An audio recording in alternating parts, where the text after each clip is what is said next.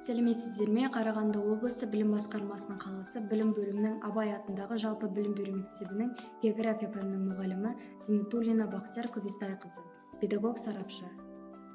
Экономикалық география бөлімі бүгінгі қарастыратын тақырыбымыз дүниежүзілік экономиканың салалық және аумақтық құрылымы. Оқу мақсаты Қазақстан шаруашылығы салаларын жоспар бойынша сипаттайды. Өнеркәсіп Қазақстан шаруашылығының басты саласы. Оның дамуы жаңа қалалар мен көліктік жолдардың салынуына ықпал етеді. Ол ауыл шаруашылығының, құрылыстың, қызмет көрсету сферасының даму деңгейіне үлкен әсер етеді. Оның қоршаған ортаға әсері де зор.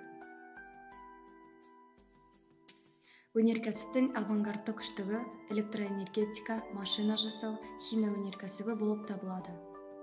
Бірінші электр станциясы 1878 жылы ағылшын инженері Барон Уильям Армстронг Англияда өз үйінде салған су электр станциясы болды. Әлемдегі алғашқы қоғамдық электр станциясы 1882 жылы Нью-Йоркте салынды. Ол тұрақты ток жасап, 10 мың шамды қуаттандырды. 1880 жылдардың ортасында ақш пен Еуропада жарықтандыруды қамтамасыз ететін қалалық электр станциялары белсенді түрде салынды. Осылайша электр энергиясын әлем елдері пайдалана бастады. Шаруашылық салалары екіге бөлінеді: өндірістік сала және өндірістік емес сала. Өндірістік сала белгілі бір заттарды өндіріп шығарады. Өндірістік сала үшке бөлінеді: ауыл шаруашылығы, құрылыс, өнеркәсіп. Өндірістік емес сала білім, ғылым, денсаулық, қызмет көрсету, көлік және байланыс. Өнеркәсіп екі салаға бөлінеді: өндіруші және өңдеуші. Өнеркәсіп отын, электроэнергетика, металлургия, машина жасау, химия, орман шаруашылығы, жеңіл өнеркәсіп және тамақ өнеркәсібінен тұрады. Өнеркәсіптің ең басты саласы отын.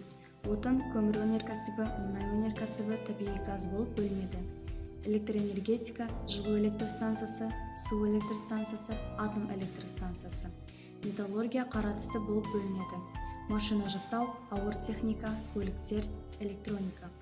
Химия, тау-кен химиясы, негізгі химия, органикалық синтез химиясы. Орман, ағаш өңдеу, қағаз жасау, орман химиясы. Жеңіл тоқыма, тігін тігу, аяқ киім жасау.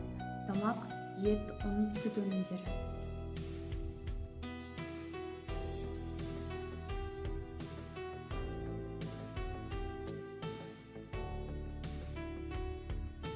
Отын өнеркәсібінің салалары: көмір, мұнай, табиғи газ, шымтезек, уран. Біздің Қазақстанда мұнай өңдеу зауыты 3 қалада бар: Атырау, Шымкент, Павлодар. Мұнай саласында Қазақстандағы ірі компания Қазмұнайгаз.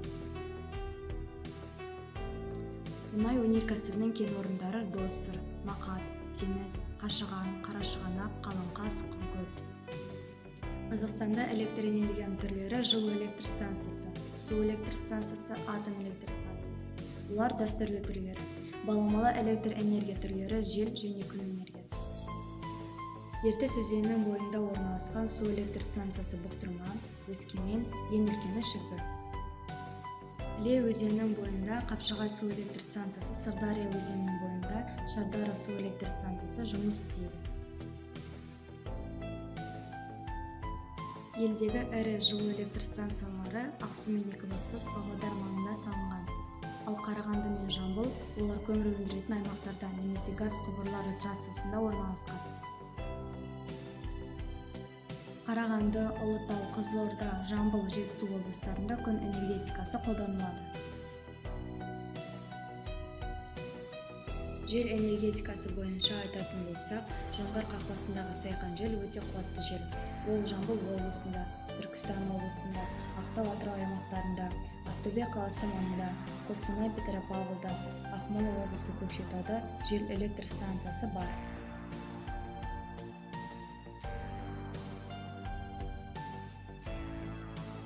Машина жасау өнімнің шамамен 2/5 бөлігін 4 машина жасау орталықтары Алматы, Астана және Өскемен, Қостанай береді.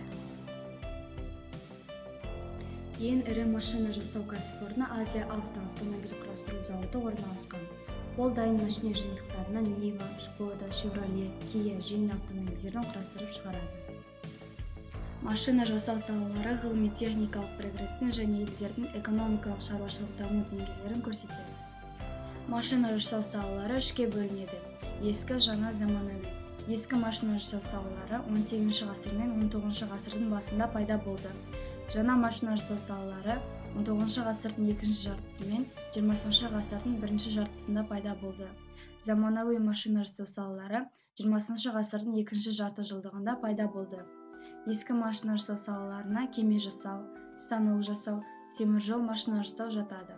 Жаңа машина жасау салаларына авиа және автокөліктік техника, паровоз және тепловоз жасау өнеркәсібі, құрал-жабдықтар кіреді.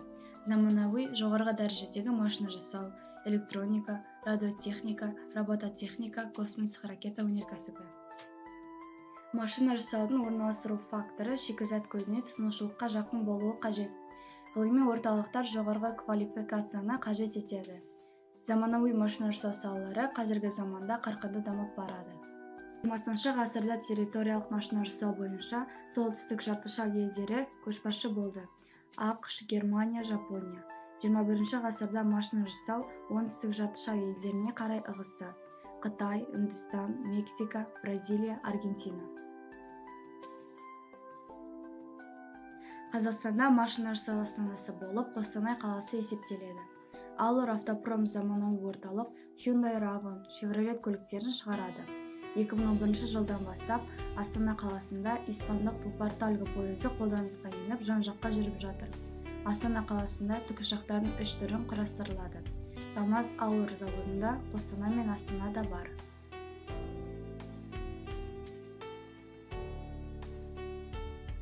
Машина жасау өнеркәсібінің ерекшеліктері: өнімнің жоғары құны, жоғары еңбек сыйымдылығы, ғылым қарқындылығының жоғары деңгейі, күрделі салалық құрамы, үнемі жоғарғы сұраныс, халықаралық қатынас құралы.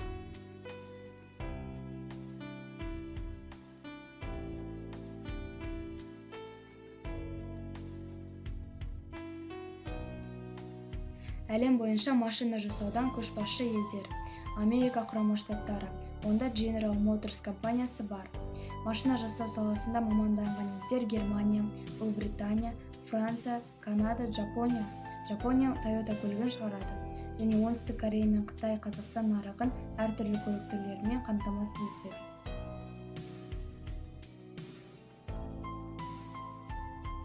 Қазақстанның химия өнеркәсібі 5 ірі саладан тұрады. Кен химия, минералдық шикізат өндіру, фосфорит. Негізгі химия, қышқылдар, химиялық қосылыстар, фосфор, минералды шикізат алу. Полимерлер химиясы, пластмасса, химиялық талшықтар өндіру. Полимерлерді өңдеу, резеңке, пластмасса заттарын шығару. Химия, фармацевтикалық дәрілер даярлау.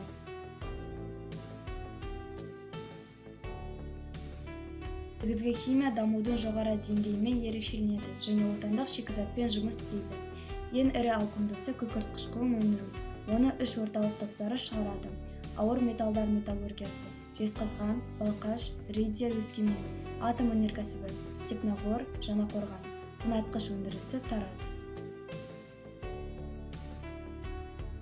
Химия өнеркәсібі орналасу факторлары: тұтынушылық фактор, шикізат факторы, энергетикалық ресурс факторы, экологиялық фактор.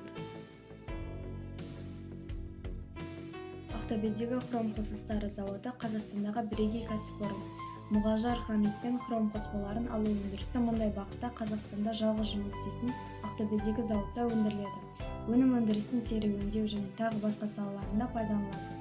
Павлодарда жергілікті көлдерден өндірілетін ас тұзынан каустикалық сода мен хлор алынады. Азот тыңайтқыштары Ақтауда және Теміртауда өндіріледі. Пластмассаларды Павлодар мұнай-химия зауыты шығарады. Полимерлік материалдарды өңдейтін ең ірі кәсіпорындар Атырауда. Полиэтилен құбырын шығаратын зауыт бар. Полимерлік материалдардың кәсіпорындары Алматыда және Астанада орналасқан.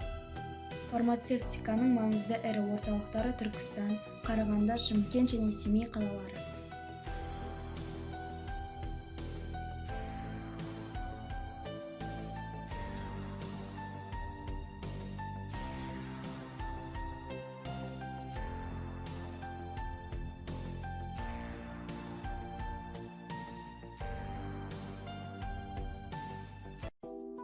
Білімдіден шыққан сөз талаптыға болсын кез демекші, бүгінгі сабақтағы тақырып бойынша ғылымға бір қадам әдістері арқылы әртүрлі тапсырмаларын орындап, өз білімдеріңіз бен жетістіктеріңізді көрсетейік.